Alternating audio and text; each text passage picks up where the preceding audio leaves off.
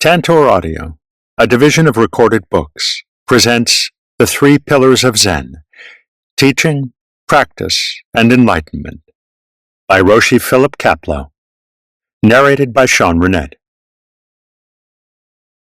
Forward. Tradition has it that it was in the 6th century AD, with the journey of Bodhidharma from India to China, that Zen Buddhism first moved east. 600 years later, in the 12th century, it traveled east again, to Japan.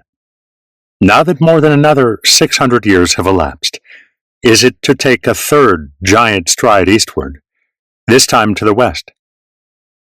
No one knows. The current Western interest in Zen wears the guise of the fad it in part is, but the interest also runs deeper. Let me cite the impression Zen has made on 3 Western minds of some note, those of a psychologist, a philosopher, and a historian. The book C.G. Jung was reading on his deathbed was Charles Luke's Chan and Zen Teachings, first series, and he expressly asked his secretary to write to tell the author that he was enthusiastic when he read what Shu Yun said. He sometimes felt as if he himself could have said exactly this. It was just it. In philosophy, Martin Heidegger was quoted as saying, "If I understand Dr. Suzuki correctly, this is what I have been trying to say in all my writings." Lynn White is not the molder of modern thought that Jung and Heidegger have been, but he is a fine historian, and he predicts, "It may well be the publication of D.T. Suzuki's first Essays in Zen Buddhism in 1927 will seem, in future generations, as great an intellectual event as William of Moerbecke's Latin translations of Aristotle in the 13th century or Marsilio Ficino's of Plato in the 15th. Why should the West, dominated to the extent it currently is by scientific modes of thought, go to school to a perspective forged before the rise of modern science? Some think the answer lies in the extent to which Buddhist cosmology anticipated what contemporary science has empirically discovered. The parallels are impressive. Astronomical time and space, which irrevocably smashed the West's previous worldview, slip into the folds of Buddhist cosmology without a ripple. If we turn from macrocosm to microcosm, from the infinite to the infinitesimal, we find the same uncanny prescience. While the Greeks were positing atoms that were eternal because not composite, atomos, indivisible, that which cannot be cut, Buddhists were teaching that everything corporeal is impermanent, anicca, because constituted of dharmas as minuscule in duration as they are in space, remarkably like the fleeting blips that particles register on the scientists' oscilloscopes. To return for a moment to the macrocosm, it is not just the dimensions of the scientific cosmology that Buddhism previsioned, but its form as well. We've become familiar with the debate between George Gamow's Big Bang and Fred Hoyle's steady-state cosmogonies, the first arguing that the universe is the continuing consequence of the explosion of a single primeval atom, the second that the universe has always been in the state in which we know it, fresh hydrogen being continuously created to replace that which is being emptied out through the stars' recession once they exceed the speed of light. The latest word from Mount Palomar is that both these theories appear to be wrong. The red shifts on the spectrographic reports from distant galaxies suggest they are slowing down. The hypothesis this evokes is that after expanding for a while, the universe contracts, only to repeat the cycle indefinitely. As the Harvard astronomer Harlow Shapley puts the matter, instead of the Big Bang or the steady-state theories, we have the Bang, Bang, Bang theory. Very interesting, says the Buddhist, this being what his cosmology has taught him all along. The West may find such instances of Buddhism's scientific prescience striking, but this cannot account for Buddhism's appeal. For one thing, the West cannot feel that in science it has anything to learn from Buddhism. The most it can do in this sphere is give the Buddhists good marks for some precocious hunches.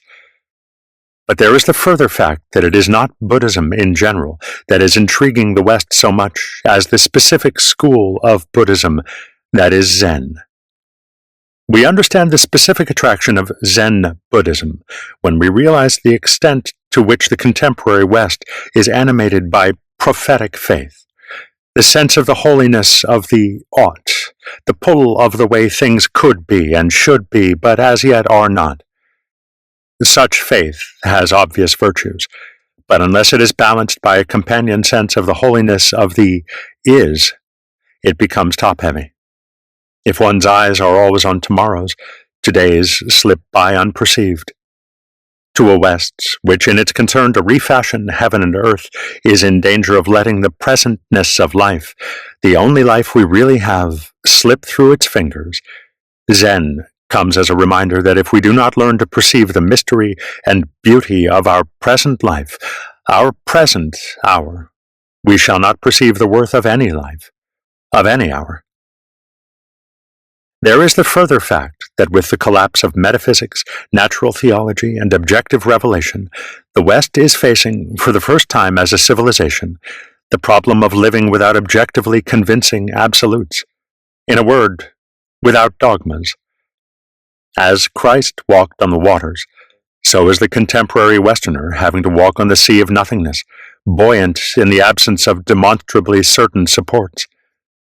Facing this precarious assignment, the Westerner hears of men across the sea who have for centuries taken up their abode in the void, come to feel at home in it, and to find joy within it. How can this be? The West does not understand, but the nothingness of which it hears from across the sea sounds like something it may have to come to terms with. Zen tells us that the is holy, and the void is home, but such affirmations are not Zen. Rather, Zen is a method for attaining to the direct experience of the truth of these affirmations. This brings us to the present book, for I know of no other that gives the audience so full an understanding of what this method is.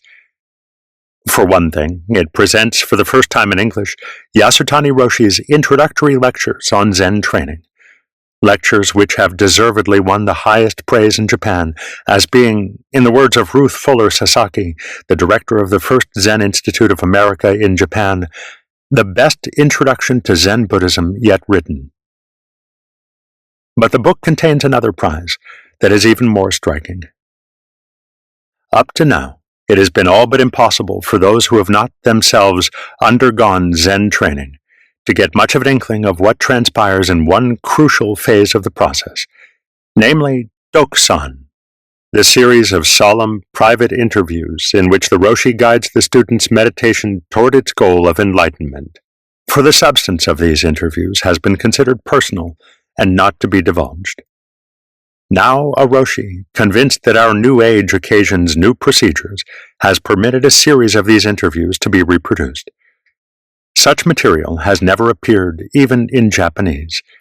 For it to appear in English in this book is a major breakthrough. No one but Philip Kapleau could have written this book.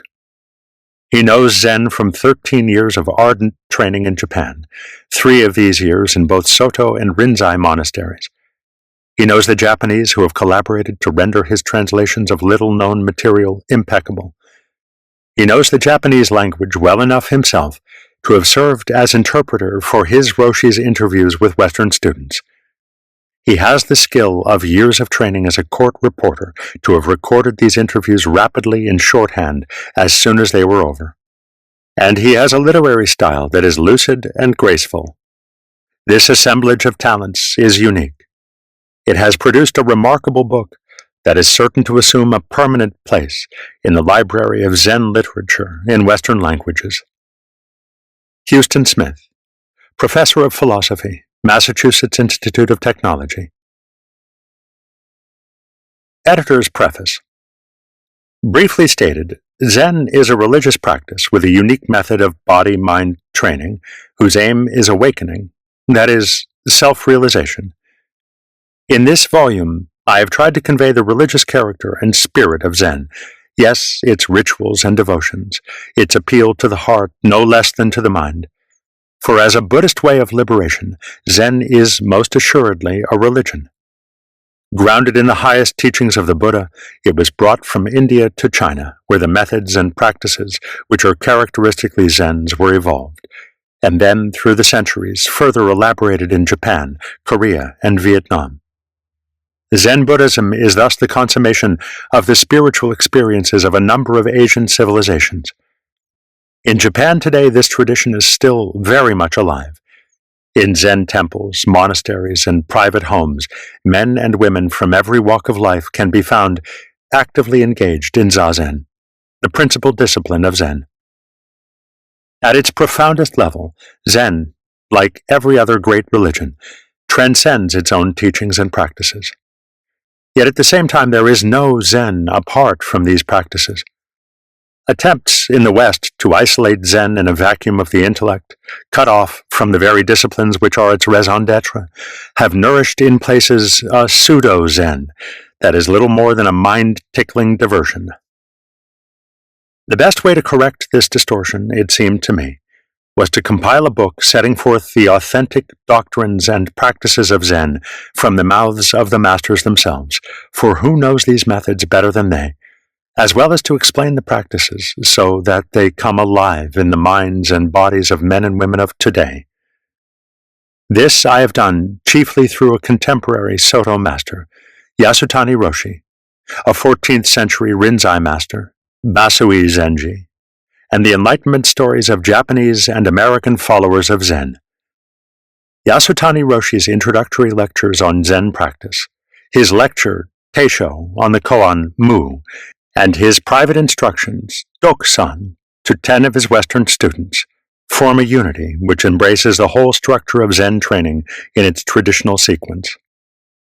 One lacking access to a bona fide Zen teacher, yet wishing to train in Zen, will find this material to be nothing less than a manual for self-instruction.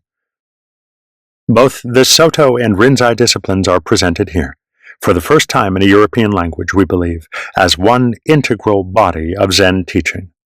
And this is not academically, but as a living experience.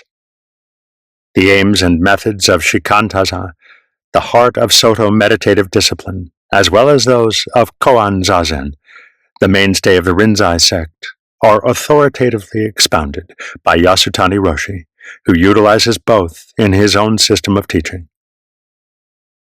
In the introductions, I have presented background and supplementary material which I felt would aid the listener to grasp the substance of each section, but I have resisted the temptation to analyze or interpret the master's teachings. This would only have encouraged listeners to reinterpret my interpretations, and willy-nilly they would find themselves sucked into the quicksands of speculation and ego-aggrandizement, from which, one day, if they would seriously practice Zen, they would painfully have to extricate themselves.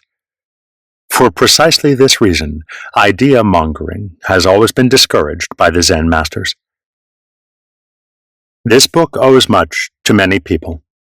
First and foremost, it owes an enormous debt to Zen master Yasutani, whose teachings encompass more than half of it, and who has graciously allowed them to be made available here to a wider public.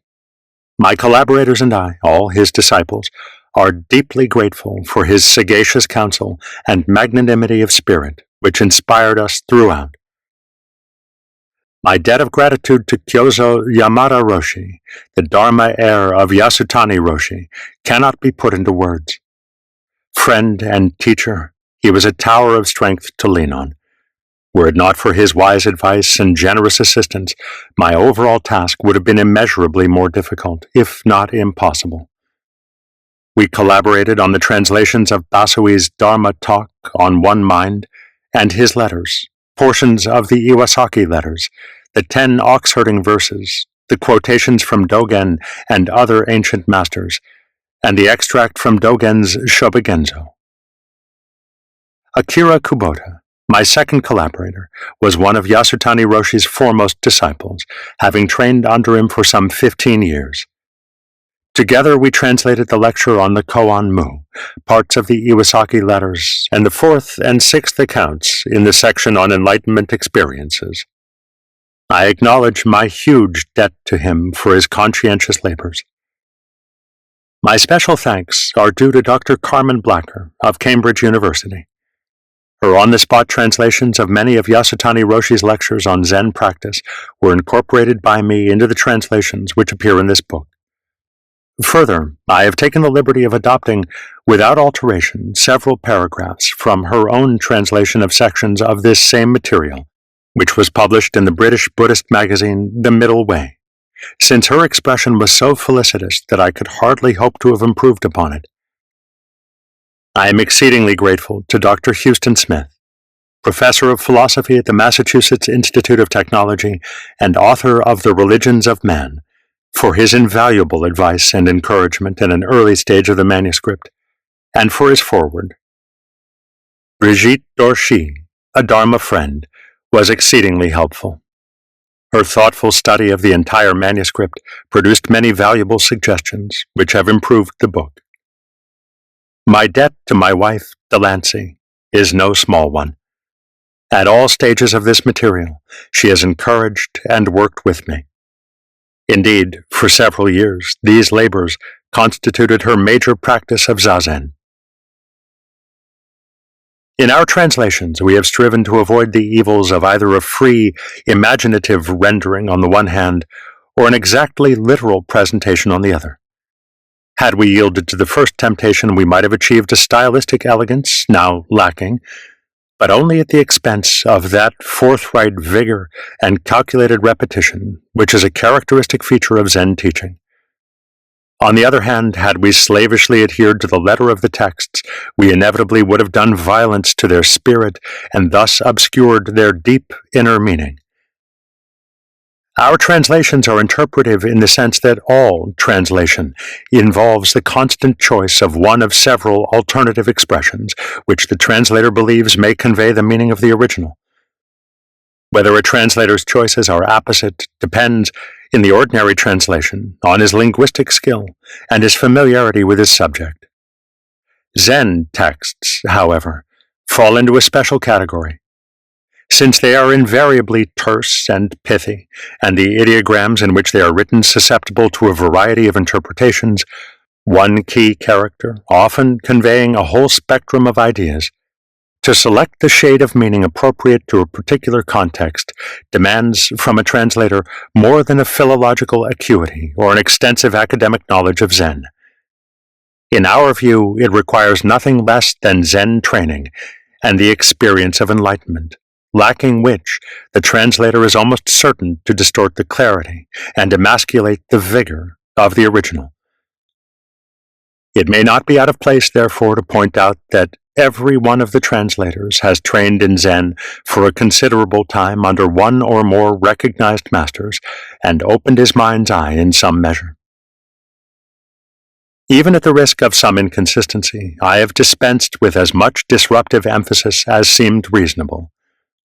In the body of the book, I have followed the Japanese custom of pronouncing the names of the Chinese Zen masters and other Chinese terms according to their Japanese pronunciation, just as we speak of Zen rather than Chan Buddhism. Chinese scholars who find this irritating are asked to bear in mind that Zen Buddhism has been in Japan almost 1,000 years, and hence is a legitimate part of Japanese life and culture. It could scarcely have survived so long or made such a strong impact on the Japanese had they not abandoned the foreign, and for them cumbersome, Chinese pronunciation. In conveying the names of the ancient Japanese masters, I have adhered to the traditional Japanese custom of listing the chief Buddhist name first. In the case of modern Japanese, however, whether masters or lay practitioners, I have followed the Western style, which of course is just the reverse, since this is the way they themselves write their names in English. When a title comes immediately after a name, such as Yasutani Roshi or Dogen Zenji, for the sake of euphony, the name and the title have been written according to traditional Japanese style, as here indicated. While the organization of the book follows the natural pattern of teaching, practice, and enlightenment, Each section is complete in itself and can be absorbed at random according to the listener's taste. Philip Kapleau, Kamakura, December 8, 1964. Part 1. Teaching and Practice. Chapter 1. Yasutani Roshi's Introductory Lectures on Zen Training. Editor's Introduction. Westerners eager to practice Zen, yet lacking access to a qualified master, have always faced an imposing handicap: the dearth of written information on what zazen is and how to begin to carry it on. Nor is this lack confined to English and other European languages. In the writings of the Chinese and Japanese Zen masters, which have come down to us, there is little on the theory of zazen or on the relation of the practice of zazen to enlightenment. Neither is there much detailed information on such elementary matters as sitting postures, the regulation of the breath, concentration of the mind, and the incidence of visions and sensations of an illusory nature. There is nothing strange in this. Sitting in zazen or meditation has been so accepted as the approved path to spiritual emancipation throughout Asia that no Zen Buddhist had first to be convinced that through it one could develop one's powers of concentration, achieve unification and tranquility of mind, and eventually, if one's aspiration was pure and strong enough, come to self-realization. An aspirant, therefore, was simply given a few oral instructions on how to fold the legs, how to regulate the breath, and how to concentrate the mind. Through the painful process of trial and error and periodic encounters, dokusan, with one's teacher, one eventually learned in a thoroughly experiential way not only proper sitting and breathing, but also the inner meaning and purpose of zazen. But since modern people, as Yasutani Roshi points out, lack the faith and burning zeal of their predecessors in Zen, they need a map their mind can trust, charting their entire spiritual journey before they can move ahead with confidence. For these reasons, Harada Roshi, Yasutani Roshi's own master, devised a series of introductory lectures on Zen practice some years ago, and it is this material which forms the basis of these lectures by Yasutani Roshi. This present translation is a combination of a number of such lectures which Yasutani Roshi has given, without notes, to beginners over the past several years. No new student may receive dokusan until he or she has heard them all. These talks are more than a compendium of instructions on the formal aspects of zazen, that is, sitting, breathing, and concentration. They are an authoritative exposition of the 5 levels of Zen, of the aims and essentials of zazen, and of the all-important relation of zazen to enlightenment, satori. With them as map and compass, earnest seekers need not grope along hazardous bypaths of the occult, the psychic, or the superstitious, which waste time and often prove harmful, but can proceed directly along a carefully charted course, secure in the knowledge of their ultimate goal. No account of the history and development of Zen, no interpretations of Zen from the viewpoint of philosophy or psychology, and no evaluations of the influence of Zen on archery, judo, haiku, poetry, or any other of the Japanese arts will be found here. Valuable as these studies can be, they have no legitimate place in Zen training, and would only burden aspirants' minds with ideas that would confuse them as to their aims and drain them of the incentive to practice. For this reason, such studies are deliberately omitted by Yasutani Roshi. Yasutani Roshi's emphasis on the religious aspects of Zen Buddhism, that is, on faith as a prerequisite to enlightenment, may come as a surprise to Western audiences accustomed to intellectual images of Zen by scholars devoid of Zen insight.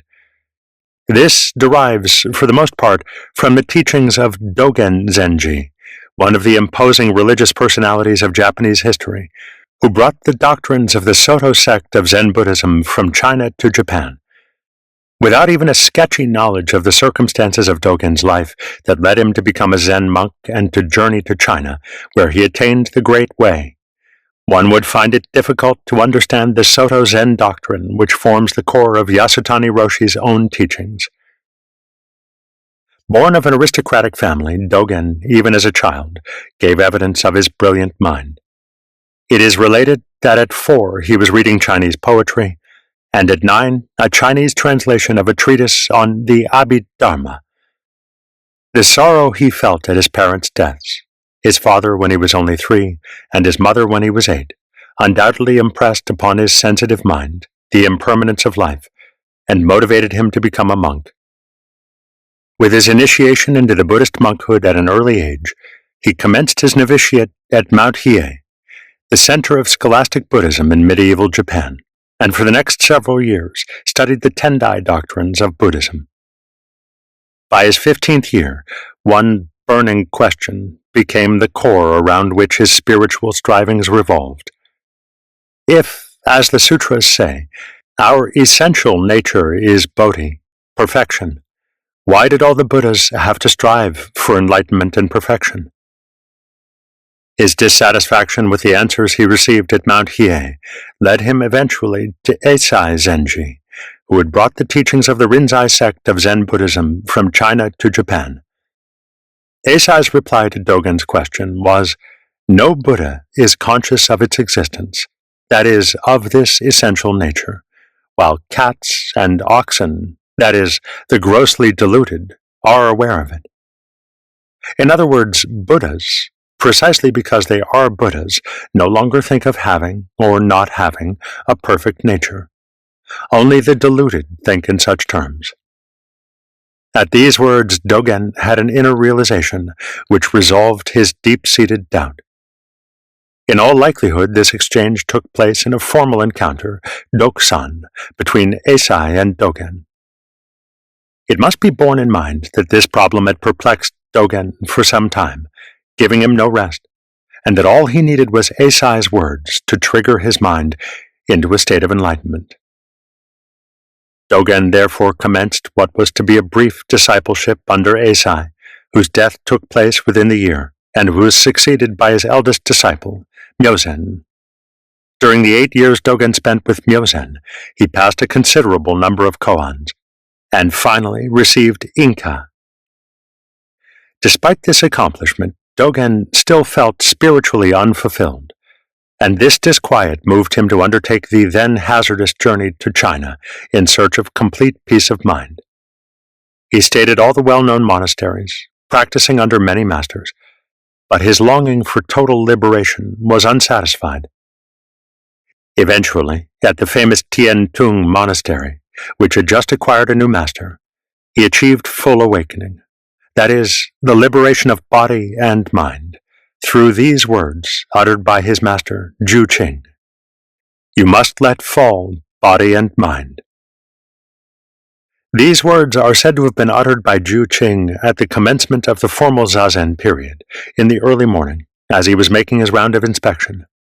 Spying one of the monks dozing, the master reprimanded him for his half-hearted effort. Then, addressing all the monks, he continued, "You must exert yourselves with all your might, even at the risk of your lives. To realize perfect enlightenment, you must let fall, that is, become empty of all conceptions of body and mind."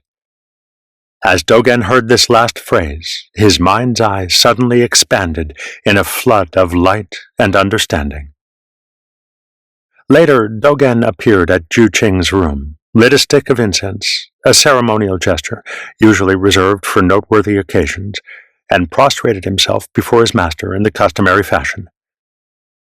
"Why are you lighting a stick of incense?" asked Ju Qing. Needless to say, Ju Qing, who was a first-rate master, and who had received Dogen many times in Dokusan, and therefore knew the state of his mind, could perceive at once from Dogen's walk, his prostrations, and the comprehending look in his eyes, that he had had a great enlightenment. But Ju Qing undoubtedly wanted to find out what response this innocent-sounding question would provoke, so as to fix the scope of Dogen's satori. "I have experienced the dropping off of body and mind," replied Dogen. Ju Qing exclaimed, "You have dropped body and mind. Body and mind have indeed dropped." But Dogen remonstrated, Don't give me your sanction so readily. I am not sanctioning you so readily. Reversing their roles, Dogen demanded, show me that you are not readily sanctioning me. And Zhu Qing repeated, this is body and mind, dropped, demonstrating. Whereas Dogen prostrated himself again before his master as a gesture of respect and gratitude.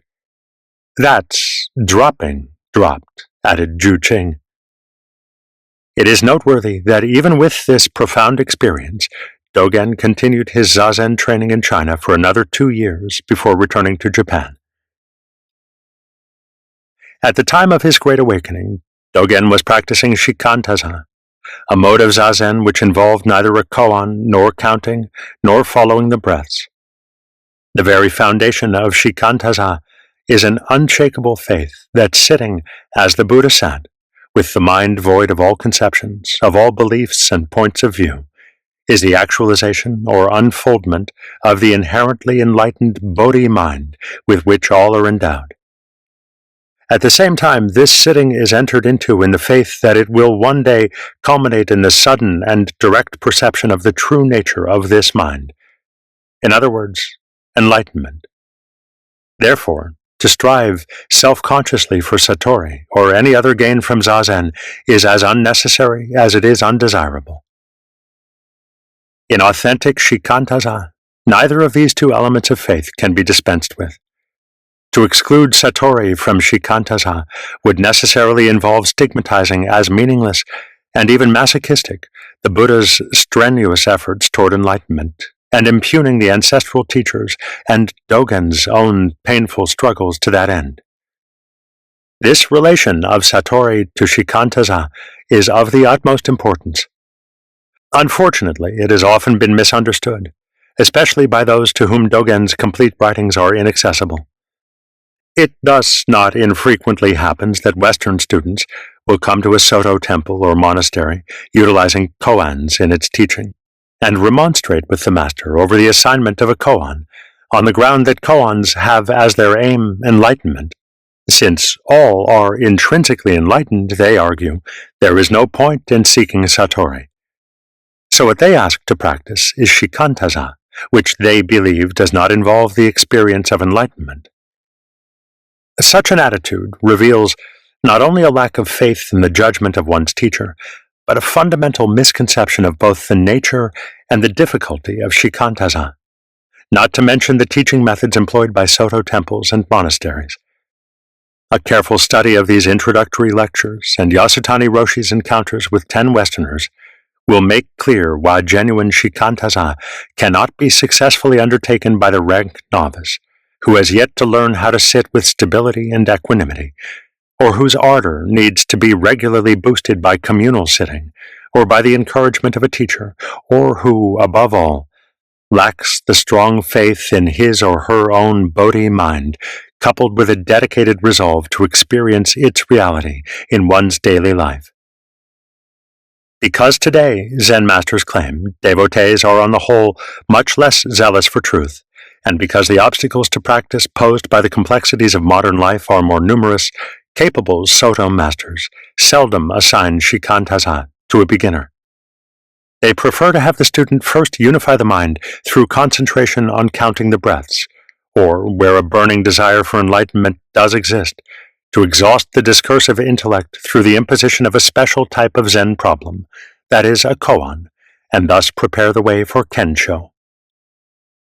By no means, then, is the koan system confined to the Rinzai sect, as many believe.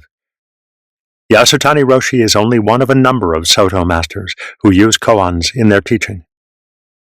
Genshu Watanabe Roshi, the former abbot of Sojiji, one of the 2 head temples of the Soto sect in Japan, regularly employed koans, and at the Soto monastery of Hoshin-ji, of which the illustrious Harada Roshi was abbot during his lifetime, koans are also widely used.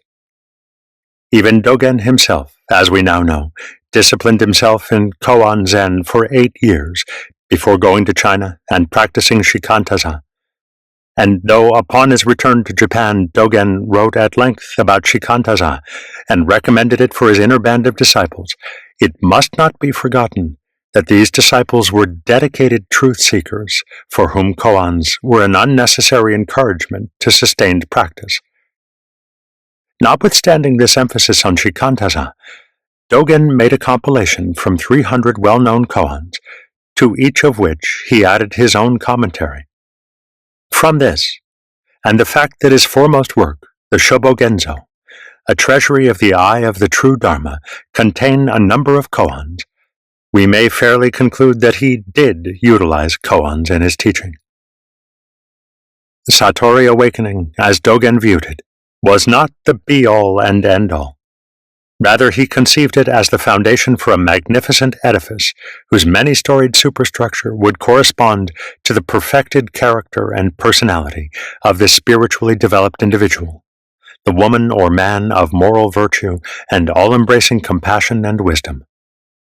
Such an imposing structure, Dogen taught, could be erected only by years of faithful zazen upon the solid base of the immutable inner knowledge which Satori confers.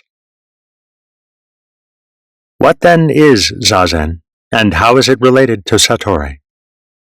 Dogen taught that zazen is the gateway to total liberation, and Keizan Zenji, one of the Japanese Soto Dharma ancestors, had declared that only through Zen sitting is the human mind illumined.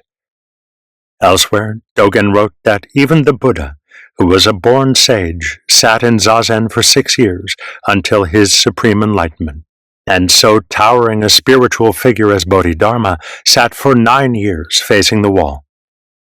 And so have Dogen and all the other great masters sat. For with the ordering and immobilization of feet, legs, hands, arms, trunk, and head in the traditional lotus posture, with the regulation of the breath, the methodical stilling of the thoughts, and unification of the mind through special modes of concentration, with the development of control over the emotions and strengthening of the will, and with the cultivation of a profound silence in the deepest recesses of the mind, in other words, through the practice of zazen, there are established the optimum preconditions for looking into the heart-mind and discovering there the true nature of existence. Although sitting is the foundation of zazen, it is not just any kind of sitting. Not only must the back be straight, the breathing properly regulated, and the mind concentrated beyond thought, but, according to Dogen, one must sit with a sense of dignity and grandeur, like a mountain or a giant pine, and with a feeling of gratitude toward the Buddha and the Dharma ancestors who made manifest the Dharma. And we must be grateful for our human body, through which we have the opportunity to experience the reality of the Dharma in all its profundity. This sense of dignity and gratitude, however, is not confined to sitting, but must inform every activity. For insofar as each act issues from the Bodhi mind, it has the inherent purity and dignity of Buddhahood. This innate dignity of the human being is physiologically manifested in an erect back, since humans alone of all creatures have this capacity to hold their spinal columns vertical. An erect back is related to proper sitting in other important ways, which will be discussed at a later point in this section. In the broad sense, zazen embraces more than just correct sitting. To enter fully into every action with total attention and clear awareness is no less zazen. The prescription for accomplishing this was given by the Buddha himself in an early sutra. In what is seen, there must be just the seen. In what is heard, there must be just the heard. In what is sensed, as smell, taste, or touch, there must be just what is sensed. In what is thought, there must be just the thought. The importance of single-mindedness, of bare attention, is illustrated in the following anecdote. One day a man of the people said to Zen Master Ikkyu, "Master, will you please write for me some maxims of the highest wisdom?" Ikkyu immediately took his brush and wrote the word, "attention." "Is that all?" asked the man. "Will you not add something more?" Ikkyu then wrote twice running, "attention, attention." "Well," remarked the man rather irritably, "I really don't see much depth or subtlety in what you have just written." Then EQ wrote the same word 3 times running. Attention, attention, attention. Half angered, the man demanded, "What does that word attention mean anyway?" And EQ answered gently, "Attention means attention."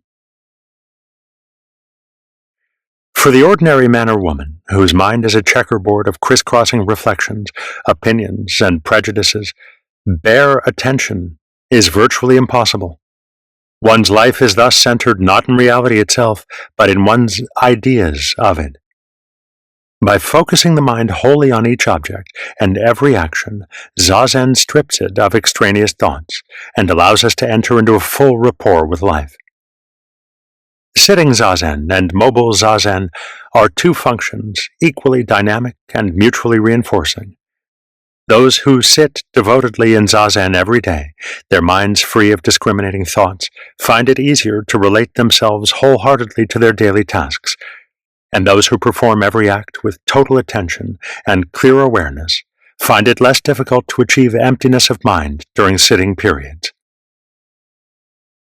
Zazen practice for the student begins with counting the inhalations and exhalations while seated in the motionless zazen posture. This is the first step in the process of stilling the bodily functions, quieting discursive thoughts, and strengthening concentration. It is given as the first step because in counting the in and out breaths in natural rhythm and without strain, the mind has a scaffolding to support it, as it were. When concentration on the breathing becomes such that awareness of the counting is clear and the count is not lost, the next step, a slightly more difficult type of zazen, is assigned, namely following the inhalations and exhalations of the breath with the mind's eye only, again in natural rhythm. The blissful state which flows from concentration on the breath and the value of breathing in terms of spiritual development are lucidly set forth by Lama Govinda.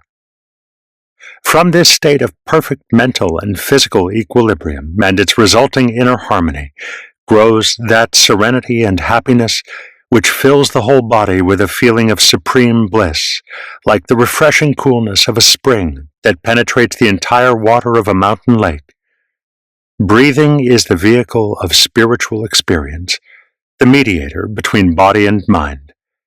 It is the first step towards the transformation of the body from the state of a more or less passively and unconsciously functioning physical organ into a vehicle or tool of a perfectly developed and enlightened mind, as demonstrated by the radiance and perfection of the Buddha's body. The most important result of the practice of mindfulness with regard to breathing is the realization that the process of breathing is the connecting link between conscious and subconscious, gross material and fine material, volitional and non-volitional functions, and therefore the most perfect expression of the nature of all life. Until now, we have been speaking of zazen with no koan. Koan zazen involves both motionless sitting, wherein the mind intensely seeks to penetrate the koan, and mobile zazen, in which absorption in the koan continues while one is at work, at play, or even asleep. Through intense self-inquiry, for example, questioning what is mu, the mind gradually becomes denuded of its delusive ideas, which in the beginning hamper its effort to become one with the koan. As these abstract notions fall away, concentration on the koan strengthens. It may be asked, how can one concentrate devotedly on a koan and simultaneously focus the mind on work of an exacting nature? In practice, what actually happens is that once the koan grips the heart and mind, and its power to take hold is in proportion to the strength of the urge toward liberation, the inquiry goes on ceaselessly in the subconscious. While the mind is occupied with a particular task, the question fades from consciousness, surfacing naturally as soon as the action is over, not unlike a moving stream which now and again disappears underground, only to reappear and resume its open course without interrupting its onward flow. Zazen must not be confused with meditation. Meditation involves putting something into the mind, either an image or a sacred word that is visualized, or a concept that is thought about, or reflected on, or both. In some types of meditation, the meditator envisions or contemplates or analyzes certain elementary shapes, holding them in the mind to the exclusion of everything else. Or students may contemplate, in a state of adoration, a Buddha or Bodhisattva image, hoping to evoke in themselves parallel states of mind. They may ponder such abstract qualities as loving kindness and compassion. In Tantric Buddhist systems of meditation, mandalas, containing various seed syllables of the Sanskrit alphabet, such as Om, for example, are visualized and dwelt upon in a prescribed manner. Also employed for meditational purposes are mandalas consisting of special arrangements of Buddhas, Bodhisattvas, and other figures. The uniqueness of zazen lies in this, that the mind is free from bondage to all thought forms, visions, objects, and imaginings, however sacred or elevating, and brought to a state of absolute emptiness, from which alone it may one day perceive its own true nature, or the nature of the universe. Such initial exercises as counting or following the breath cannot, strictly speaking, be called meditation, since they do not involve visualization of an object or reflection upon an idea. For the same reason, koan zazen cannot be called meditation. Whether one is striving to achieve unity with a koan, or, for instance, intensely asking, "What is mu?" one is not meditating in the technical sense of this word. Zazen that leads to self-realization is neither idle revelry nor vacant inaction, but an intense inner struggle to gain control over the mind, and then to use it, like a silent missile, to penetrate the barrier of the five senses and the discursive intellect, that is, the sixth sense. It demands energy, determination, and courage. Yasutani Roshi calls it the battle between the opposing forces of delusion and bodhi. This state of mind has been vividly described in these words, said to have been uttered by the Buddha as he sat beneath the bo tree, making his supreme effort, and often quoted in the Zendo during Sesshin. "Though only my skin, sinews, and bones remain, and my blood and flesh dry up and wither away, yet never from this seat will I stir, until I have attained full enlightenment." The drive toward enlightenment is powered on the one hand by a painfully felt inner bondage, a frustration with life, a fear of death, or both, and on the other by the conviction that through awakening one can gain liberation. But it is in zazen that the body-mind's force and vigor are enlarged and mobilized for the breakthrough into this new world of freedom. Energies which formerly were squandered in compulsive drives and purposeless actions are preserved and channeled into a unity through correct Zen sitting. And to the degree that the mind attains one-pointedness through zazen, it no longer disperses its force in the uncontrolled proliferation of idle thoughts. The entire nervous system is relaxed and soothed, inner tensions eliminated, and the tone of all organs strengthened. Furthermore, research involving an electrocardiograph and other devices on subjects who have been practicing zazen for 1 to 2 years has demonstrated that zazen brings about a release in psychophysical tension and greater body-mind stability through lowered heart rate, pulse, respiration, and metabolism.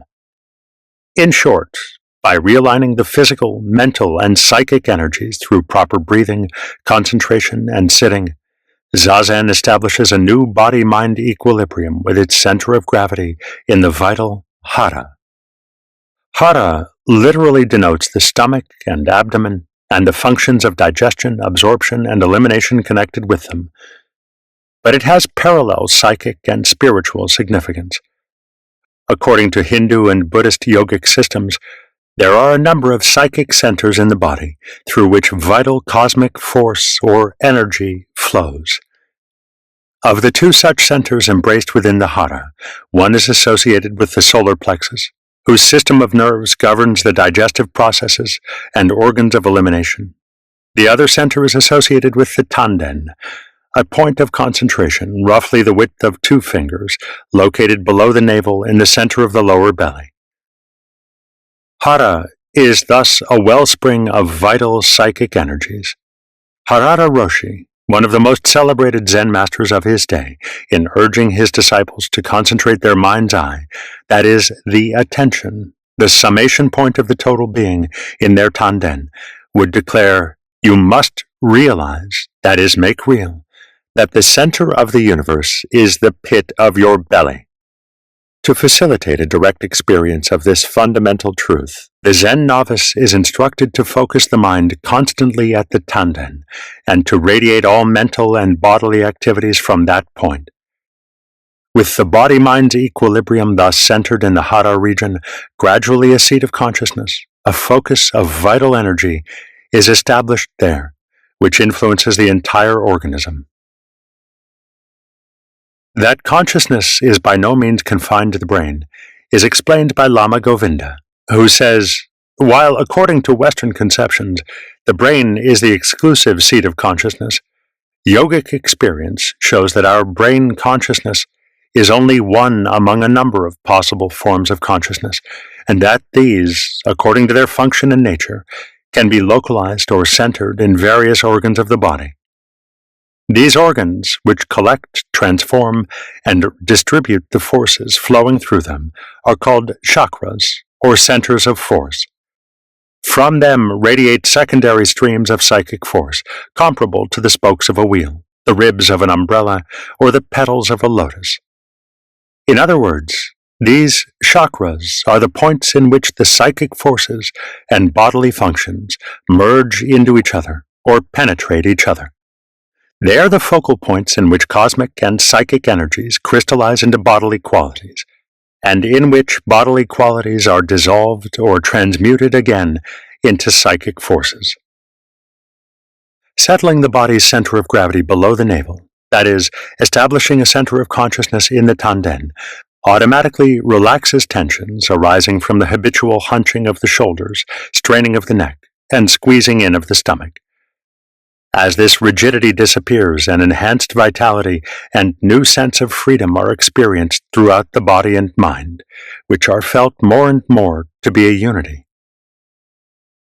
Zazen has clearly demonstrated that with the mind's eye centered in the tanden, the proliferation of random ideas is diminished and the attainment of one-pointedness accelerated, since a plethora of blood from the head is drawn down to the abdomen, cooling the brain and soothing the autonomic nervous system. This, in turn, leads to a greater degree of mental and emotional stability. Thus, one who functions from the hara is not easily disturbed. Such a person is moreover able to act quickly and decisively in an emergency because his or her mind, settled in the hara, does not waver.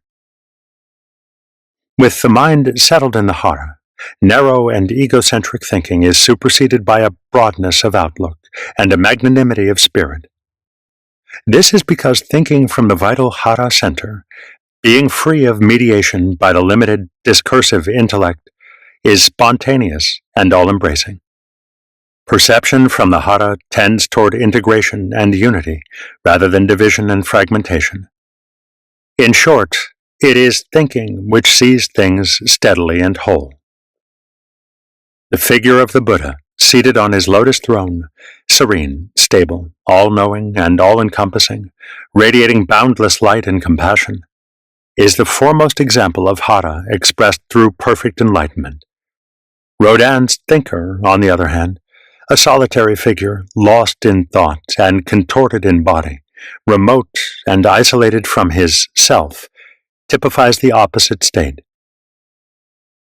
The ability to think and act from the hara is, like joriki, only indirectly related to satori, and not synonymous with it.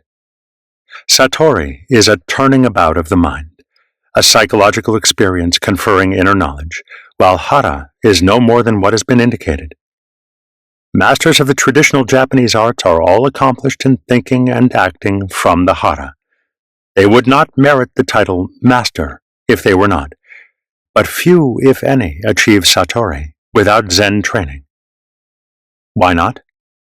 because their cultivation of hara is essentially for the perfection of their art and not satori, the attainment of which presupposes, as Yasutani Roshi point out in his introductory lectures, faith in the reality of the Buddha's enlightenment and in their own immaculate Buddha nature. With body and mind consolidated, focused, and energized, the emotions respond with increased sensitivity and purity, and volition exerts itself with greater strength of purpose. No longer are we dominated by intellect at the expense of feeling, nor driven by the emotions unchecked by reason or will. Eventually, zazen leads to a transformation of personality and character. Dryness, rigidity, and self-centeredness give way to flowing warmth, resiliency, and compassion, while self-indulgence and fear are transmuted into self-mastery and courage. Because they know from centuries of experience this transforming power of zazen, the Japanese masters have always placed greater reliance on zazen to foster moral conduct in their disciples than upon the mere imposition of the precepts from the outside. Actually, the precepts and zazen, both grounded in the identical Buddha nature, which is the source of all purity and goodness, are mutually reinforcing. The strongest resolution to keep the precepts will at best be only sporadically successful if it is not supported by zazen, and zazen divorced from the disciplined life which grows out of a sincere effort to observe the precepts cannot but be weak and uncertain.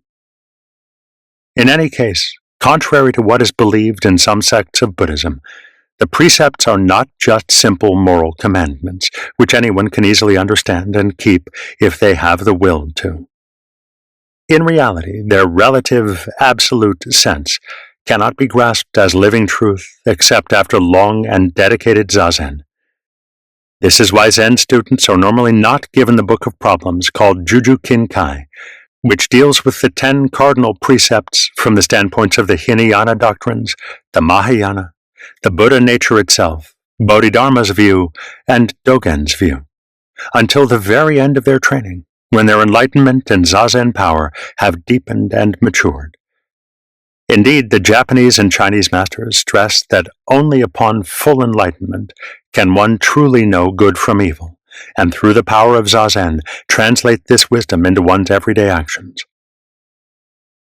That a strong sense of social and personal responsibility is inherent in the spiritual freedom of the deeply realized person was made clear by Yasutani Roshi in response to a question addressed to him in America by a group of university students. If, as we have been led to believe, Satori makes clear that past and future are unreal, is one not free to live as one likes in the present, unconcerned about the past and indifferent to the future? In reply, Yasutani Roshi made a dot on the blackboard and explained that this isolated dot represented their conception of here and now. To explain the incompleteness of this view, he placed another dot on the board, through which he drew a horizontal line and a vertical one. He then explained that the horizontal line stood for time from the beginningless past to the endless future, and the vertical for limitless space. The present moment of the enlightened individual who stands at this intersection embraces all these dimensions of time and space, he emphasized. Accordingly, the Satori realization that one is the focus of past and future time and space unavoidably carries with it a sense of fellowship and responsibility to one's family and society as a whole, alike to those who came before and those who will follow one. The freedom of the liberated Zen person is a far cry from the freedom of the Zen libertine, driven as the latter is by uncontrolled selfish desires. The inseparable bond with all human beings that the truly enlightened feels precludes any such self-centered behavior. As well as enriching personality and strengthening character, zazen illuminates the 3 characteristics of existence which the Buddha proclaimed. First, that all things, in which are included our thoughts, feelings, and perceptions, are impermanent, arising when particular causes and conditions bring them into being, and passing away with the emergence of new causal factors. Second, that life is pain, and third, that ultimately nothing is self-subsistent, that all forms in their essential nature are empty, that is, mutually dependent patterns of energy in flux, yet at the same time are possessed of a provisional or limited reality in time and space, in much the same way that the actions in a movie film have a reality in terms of the film, but are otherwise insubstantial and unreal. Through zazen, the first vital truth, that all component things are ephemeral, never the same from one moment to the next, fleeting manifestations in a stream of ceaseless transformation, becomes a matter of direct personal experience. We come to understand the concatenation of our thoughts, emotions, and moods, how they arise, how they momentarily flourish, and how they pass away. We come to know that this dying is the life of everything, just as the all-consuming flame constitutes the life of a candle.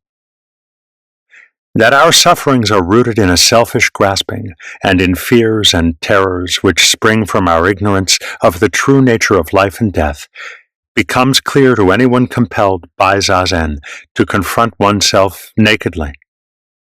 But zazen makes equally plain that what we term suffering is our evaluation of pain from which we stand apart. That pain, when courageously accepted, is a means to liberation in that it frees our natural sympathies and compassion, even as it enables us to experience pleasure and joy in a new depth and purity. Finally, with enlightenment, zazen brings the realization that the substratum of existence is a voidness out of which all things ceaselessly arise and into which they endlessly return. That this emptiness is positive and alive, and in fact not other than the vividness of a sunset or the harmonies of a great symphony. This bursting into consciousness of the effulgent Buddha nature is the swallowing up of the universe, the obliteration of every feeling of opposition and separateness. In this state of unconditioned subjectivity, I, selfless, I am supreme. So Shakyamuni Buddha could explain, throughout heaven and earth, I alone am the honored one. Yet since awakening means also an end to being possessed by the idea of an ego I, this is as much a world of pure objectivity. Therefore Dogen could say, to learn the way of the Buddha is to learn about oneself. To learn about oneself is to forget oneself. To forget oneself is to experience the world as a pure object. To experience the world as a pure object is to let fall one's own body and mind and the self-other body and mind. To help awaken us to this world of Buddha nature, Zen masters employ yet another mode of zazen, namely the chanting of dharanis and sutras. A dharani has been described as a more or less meaningless chain of words or names that is supposed to have a magical power in helping the one who is repeating it at some time of extremity. As phonetic transliterations of Sanskrit words, dharanis have doubtlessly lost much of their profound meaning through the inevitable alteration of the original sounds. But as anyone who has recited them for any length of time knows, in their effect on the spirit, they are anything but meaningless. When chanted with sincerity and zest, they impress upon the heart-mind the names and virtues of Buddhas and Bodhisattvas enumerated in them, removing inner hindrances to zazen and fixing the heart in an attitude of reverence and devotion. But dharanis are also a symbolic expression in sound and rhythm of the essential truth of the universe, lying beyond the realm of the discriminating intellect. To the degree that the discursive mind is held at bay during the voicing of dharanis, they are valuable as another exercise in training the mind to cease clinging to dualistic modes of thought. The intoning of sutras, while also a mode of zazen, fulfills yet another purpose. Since they are the recorded words and sermons of the Buddha, sutras do in some degree make a direct appeal to the intellect.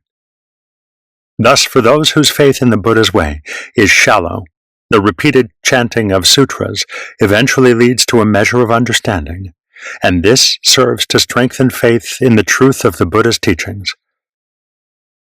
In another sense, sutra chanting can be compared to an oriental ink painting of, say, a pine tree, in which most of the picture consists of white space. This empty space corresponds to the deeper level of meaning of the sutras, which the words adumbrate.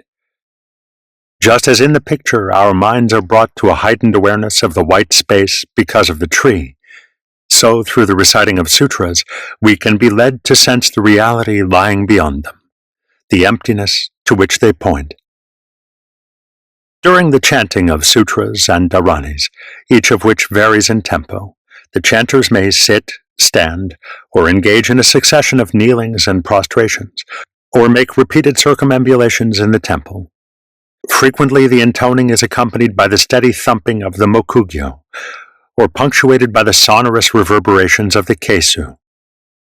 When the heart and mind are truly one with it, this combination of chanting and the throb of percussion instruments can arouse the deepest feelings and bring about a vibrant, heightened sense of awareness. At the very least, it provides variety in what could otherwise become a somber and rigorous discipline of unrelieved Zen sitting.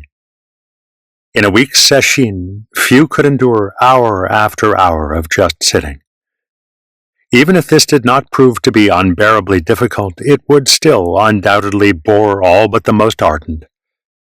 Zen masters, by prescribing various kinds of zazen, that is, sitting, walking, chanting, and manual labor, not only reduce the risk of ennui, but actually increase the effectiveness of each type of zazen. Dogen attached great importance to the proper positions, gestures, and movements of the body and its members during chanting, as indeed in all other modes of zazen, because of their repercussions on the mind. In Tantric Buddhism, particular qualities of Buddhas and Bodhisattvas are evoked by the devotee through certain positions of the hands, called mudras, as well as body postures, and it is probably from the Tantric that this aspect of Dogen's teaching derives. In any event, the prescribed postures do induce related states of mind. Thus, to chant the 4 vows while kneeling, with the hands in gassho, palms together, as practiced in the Soto sect, evokes a reverential frame of mind less readily felt when these same vows are chanted seated or standing, as in the Rinzai sect. Similarly, lightly to touch the tips of the thumbs in seated zazen creates a feeling of poise and serenity, not so easily attainable with the hands clenched. Conversely, each state of mind elicits from the body its own specific response. The act of unself-conscious prostration before a Buddha is thus possible only under the impetus of reverence and gratitude. Such horizontalings of the mast of ego cleanse the heart-mind, rendering it flexible and expansive, and open the way to an understanding and appreciation of the exalted mind and manifold virtues of the Buddha and Dharma ancestors. So there arises within us a desire to express our gratitude and express our respect before their personalized forms through appropriate rituals. These devotions, when entered into spontaneously with a non-discriminating mind, endow the Buddha figure with life. What was formerly a mere image now becomes a living reality, with the singular power to obliterate in us awareness of self and Buddha at the moment of prostration. Because in this unthinking gesture, our immaculate Bodhi mind shines brightly. We feel refreshed and renewed. In the light of these observations on the interaction of body and mind, we can now consider in fuller detail the reasons why Zen masters have always stressed an erect back and the classic lotus posture. It is well known that a bent back deprives the mind of its tension so that it is quickly invaded by random thoughts and images, but that a straight back, by strengthening concentration, lessens the incidence of wandering thoughts and thus hastens samadhi. Conversely, when the mind becomes free of ideas, the back tends to straighten itself without conscious effort. Through a sagging spine and the consequent multiplication of thoughts, harmonious breathing often becomes superseded by quickened or jerky breathing, depending on the nature of the thoughts. This soon reflects itself in nervous and muscular tensions. In these lectures, Yasutani Roshi also points out how a slouching back saps the mind's vigor and clarity, inducing dullness and boredom. This all-important erectness of the spine and parallel tautness of the mind are easier to maintain over a long period if the legs are in the full or half lotus posture and the attention concentrated in the region just below the navel. Moreover, since body is the material aspect of mind and mind the immaterial aspect of body, to assemble the hands and arms and the feet and legs into a unity at one central point where the joined hands rest on the heels of the locked legs, as in the full lotus posture, facilitates the unification of mind. Lastly, the lotus posture, in which the two knees and the seat form a triangular base of great stability, creates a sense of rootedness in the earth, together with a feeling of an all-encompassing oneness, void of the sensation of inner or outer. This is true, however, only when this position can be assumed and maintained without discomfort. For all these reasons, Zen, as the embodiment of the Buddha's essential teaching and practice, has throughout its long history followed the Buddha's method of sitting as the most direct and practical way to attain emptiness of mind and ultimately enlightenment. This is not to imply, however, that zazen cannot be practiced or awakening attained unless one sits in the full or half lotus posture. Zazen can in fact be effective even in a chair or on a bench or while kneeling, provided the back is straight. In the last resort, what ensures success in the quest for enlightenment is not a particular posture, but an intense longing for truth for its own sake, which alone leads one to sit regularly in any fashion and to perform all the affairs of daily life with devotion and clear awareness. But zazen has always been regarded as fundamental to Zen discipline simply because centuries of experience have demonstrated that it is the easiest way to still the mind and bring it to one-pointedness so that it may be employed as an instrument of self-discovery. In the long history of Zen, thousands upon thousands have come to awakening through zazen, while few genuine enlightenment experiences have taken place without it. If even the Buddha and Bodhidharma, as Dogen reminds us, had need to sit, surely no aspirant can dispense with zazen. Kensho, or satori, is but the first sight of truth, and whether this is merely a glimpse or a sharp, deep view, it can be enlarged through zazen. Moreover, it is well to remember that unless fortified by joriki, that is, samadhi strength, the particular power developed through zazen, the vision of oneness attained in enlightenment, especially if it is faint to begin with, in time becomes clouded and eventually fades into a pleasant memory instead of remaining an omnipresent reality shaping our daily life. What we must not lose sight of, however, is that zazen is more than just a means to enlightenment or a method for sustaining and enlarging it, but is the actualization of our true nature. Hence, it has absolute value.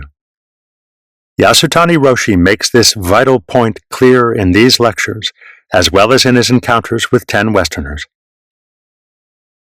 There can be no doubt that for most Westerners, who seem by nature more active and restless than Asians, sitting perfectly still in zazen, even in a chair, is physically and mentally painful. Their unwillingness to endure such pain and discomfort, even for short periods of time, undoubtedly stems from a deep, entrenched conviction that it is not only senseless, but even masochistic to accept pain deliberately, when ways can be found to escape or mitigate it. Not unsurprisingly, therefore, do we have the attempt on the part of some commentators, obviously unpracticed in Zen, to say sitting is not indispensable to Zen discipline. In his The Way of Zen, Alan Watts even tries to prove, by citing portions of a well-known dialogue that the Zen masters themselves have impugned sitting. The following is our translation of the dialogue. Ma-tzu was doing zazen daily in his hut on Nanyue Mountain. Watching him one day, Wai-jung, his master, thought, "He will become a great monk," and inquired, "Worthy one, what are you trying to attain by sitting?" Ma-tzu replied, "I am trying to become a Buddha." Thereupon Wai-jung picked up a piece of roof tile and began grinding it on a rock in front of him.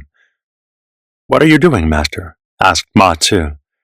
"I am polishing it to make a mirror," said Wai-jung. "How could polishing a tile make a mirror? How could sitting in zazen make a Buddha?" Ma-tzu asked, "What should I do then?" Wai-jung replied, "If you were driving a cart and it didn't move, would you whip the cart or whip the ox?" Ma-tzu made no reply. Wai-jung continued, "Are you training yourself in zazen? Are you striving to become a sitting Buddha? If you are training yourself in zazen, let me tell you that the substance of zazen is neither sitting nor lying down. If you are training yourself to become a sitting Buddha, let me tell you that Buddha has no one form such as sitting. The Dharma, which has no fixed abode, allows of no distinctions. If you try to become a sitting Buddha, this is no less than killing the Buddha. If you cling to the sitting form, you will not attain the essential truth." Upon hearing this, Ma-tzu felt as refreshed as though he had drunk an exquisite nectar. To his own translation, Mr. Watts adds, "This seems to be the consistent doctrine of all the Tong masters, from Wei Neng, the sixth patriarch, to Lin Ji, Rinzai. Nowhere in their teachings have I been able to find any instructions in or recommendation of the type of zazen which is today the principal occupation of Zen monks." Evidently, he overlooked the Zen teaching of Wang Po, as translated by John Blofeld, where we find Wang Po, who died in 850, advising, "When you practice mind control, zazen, or dhyana, sit in the proper position, stay perfectly tranquil, and do not permit the least movement of your mind to disturb you." Surely this is clear proof that zazen, as it is carried on in Japan today, was an established practice even in the Tang era, as indeed it was in Buddha's time. Moreover, to construe the dialogue quoted earlier as a condemnation of zazen is to do violence to the whole spirit of the koan. Far from implying that sitting in zazen is as useless as trying to polish a roof tile into a mirror, though it is easy for one who has never practiced Zen to come to such a conclusion, Wei-jung is in fact trying to teach Ma-tzu that Buddhahood does not exist outside himself as an object to strive for, since we are all Buddhas from the very first. Obviously, Ma-tzu, who later became a great master, was under the illusion at the time that Buddhahood was something different from himself. Wei-jung is saying in effect, how could you become a Buddha through sitting if you were not a Buddha to begin with?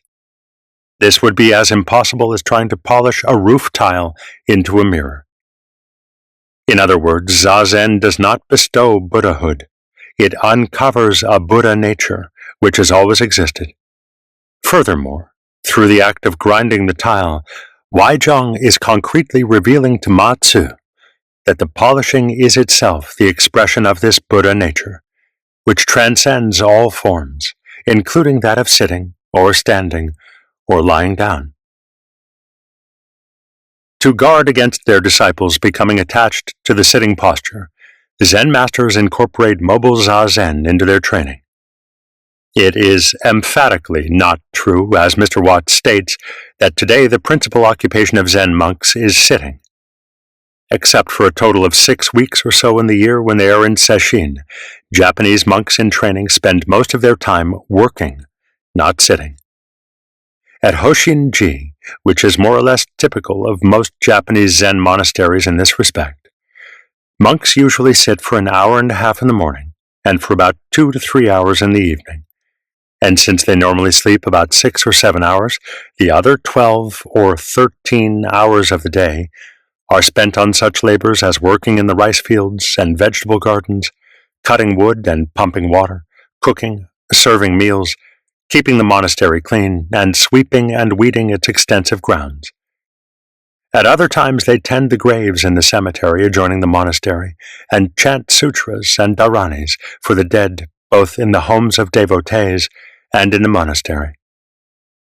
Additionally, Zen monks spend many hours walking the streets, begging food and other necessities, to learn humility and gratitude as part of their religious training. All these activities are deemed to be the practice of mobile zazen, since they are to be performed mindfully, with total involvement. Wai Hai's famous dictum, "A day of no work is a day of no eating," animates the spirit of the Zen monastery today as strongly as it ever did.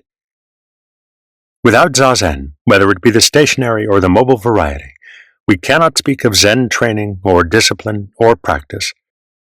The Wai Zhong koan and all the others point to the Buddha mind with which we are endowed, but they do not teach how to realize the reality of this mind. The realization of this highest truth demands dedication and sustained exertion, which is to say the pure and faithful practice of zazen. The attempt to dismiss zazen as unessential is at the bottom of nothing more than a rationalization of an unwillingness to exert oneself for the sake of truth, with the obvious implication that in fact no real desire for truth exists. In his Shobogenzo, Dogen takes to task those who would identify themselves with the highest ideals of the Buddha, yet shirk the effort required to put them into practice. The great way of the Buddha and Dharma ancestors involves the highest form of exertion, which goes on unceasingly in cycles, from the first dawn of religious truth through the test of discipline and practice to enlightenment and nirvana. It is sustained exertion, proceeding without lapse from cycle to cycle. This sustained exertion is not something which people of the world naturally love or desire, yet it is the last refuge of all. Only through the exertions of all Buddhas in the past, present, and future do the Buddhas of past, present, and future become a reality. By this exertion, Buddhahood is realized, and those who do not make an exertion when exertion is possible are those who hate Buddha, hate serving the Buddha, and hate exertion. They do not want to live and die with Buddha. They do not want him as their teacher and companion. A biographical note on Yasutani Roshi, 1885 to 1973. At the age of 80, Zen Master Hakuun Yasutani undertook an extended stay in America to expound the Buddha's Dharma. In so doing, he evoked the spirit of the redoubtable Bodhidharma, who in the latter years of his life turned his back on his native land and went forth to distant shores to plant the living seed of Buddhism. Yet for Yasutani Roshi, this was but one more remarkable event in a life marked by unique achievements. After his 75th birthday, he wrote and published 5 complete volumes of commentaries on the koan collections, known respectively as the Mumonkon, the Hekigan Roku, the Shoyo Roku, and the Denko Roku, and on the 5 degrees of Tozan, Go-i in Japanese. Altogether, this series comprises a feat unique in the modern history of Zen.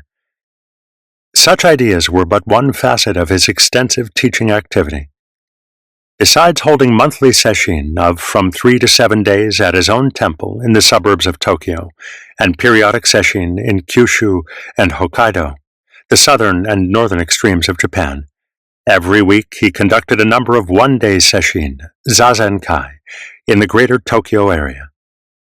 Among other places, these included one of the large universities, several factories, the Self-Defense Academy, and a number of temples. Twice he has traveled to the West. On his first trip to America in 1962, he held sesshin of from 4 to 7 days at Honolulu, Los Angeles, Claremont, California, Wallingford, Pennsylvania, New York, Boston, and Washington, D.C. The following year, he repeated his sesshin in America and expanded his activities to include lectures on Zen in England, France, and Germany.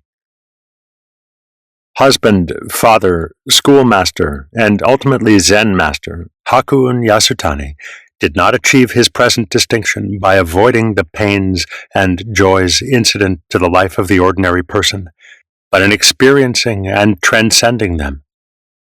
In this, his life reflects the Mahayana ideal that self-realization is for the householder, no less than the celibate monk. Yasutani Roshi was born of a pious Buddhist mother and a father who was a pastry shop owner in a small village. At 5, he had his head shaved, symbolizing his induction into the Buddhist monkhood, after which his parents, following the custom of devout families of the time, sent him to live in a temple so that he might absorb a religious atmosphere and become influenced in the direction of the priesthood. He remained at this temple until he was 12, performing the chores of a neophyte, attending primary school, and receiving an education in the fundamentals of Buddhism from the head priest. Upon his 13th birthday, he became a novice at a large Soto temple. Then followed 2 more years of public school education, 5 years at a seminary conducted by the Soto sect, and eventually 4 years at a teacher's training school. At 30, Hakun Yasutani married and began to raise a family, which in time numbered 5 children. Nominally a priest, he took a position as an elementary school teacher to support his growing family, since no temple was then available. He continued to teach for 6 years, and upon promotion to principal served another 4 years in the same school. Despite the burdens of raising a family of 5 and the demands of his job, throughout the years he had continued, under various teachers, the zazen he had commenced many years earlier, at the age of 15 to be exact. While these teachers were generally recognized as among the foremost masters of the Soto sect, the fact that they dealt with Satori in vague generalities made its actual realization seem remote and chimerical. Always he felt in want of a genuine master, a Buddha-like figure who could set his feet on the true path. At 40, he finally found him in Harada Roshi, and with this meeting, his life took a decisive turn. He relinquished his principalship, became a temple priest in fact as well as name, and began attending sesshin regularly at Harada Roshi's monastery, Hoshin-ji.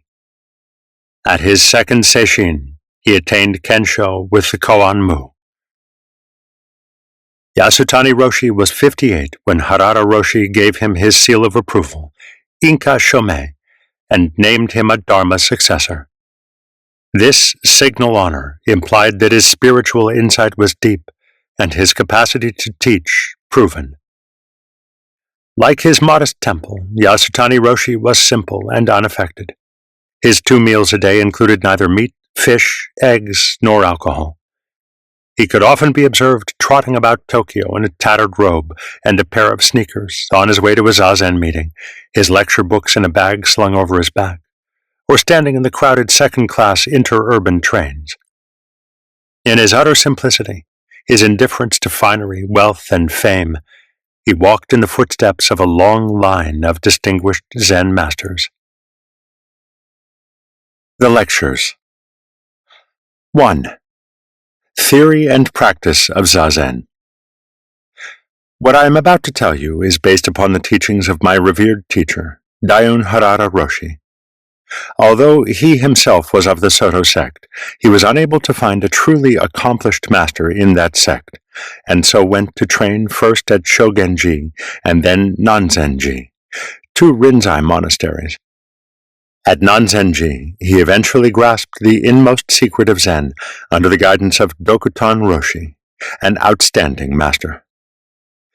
While it is undeniably true that one must undergo Zen training himself in order to comprehend the truth of Zen, Harada Roshi felt that the modern mind is so much more aware that for beginners, lectures of this type could be meaningful as a preliminary to practice. He combined the best of each sect and established a unique method of teaching Zen. Nowhere in Japan will you find Zen teaching set forth so thoroughly and succinctly, so well suited to the temper of the modern mind, as at his monastery. Having been his disciple for some 20 years, I was enabled, thanks to his favor, to open my mind's eye in some measure. Before commencing his lectures, Harada Roshi would preface them with advice on listening. His first point was that everyone should listen with their eyes open and upon him. In other words, with their whole being, because an impression received only through the hearing is rather shallow, akin to listening to the radio. His second point was that each person should listen to these lectures as though they were being given to oneself alone, as ideally they should be. Human nature is such that if two people listen, each feels only half responsible for understanding, and if 10 people are listening, each feels one's own responsibility to be but 1/10. However, since there are so many of you, and what I have to say is exactly the same for everybody, I have asked you to come as a group. You must nonetheless listen as though you were entirely alone, and hold yourselves accountable for everything that is said. This discourse is divided into 12 parts, which will be covered in some 8 lecture sessions. The first involves the rationale of zazen and direct methods of practice, the next, special precautions, and the following lectures, the particular problems arising from zazen, together with their solution. In point of fact, a knowledge of the theory or principles of zazen is not a prerequisite to practice. Students who train under an accomplished teacher will inevitably grasp this theory by degrees as their practice ripens. Modern students, however, being intellectually more sophisticated than their predecessors in Zen, will not follow instructions unreservedly. They must first know the reasons behind them. Therefore, I feel obligated.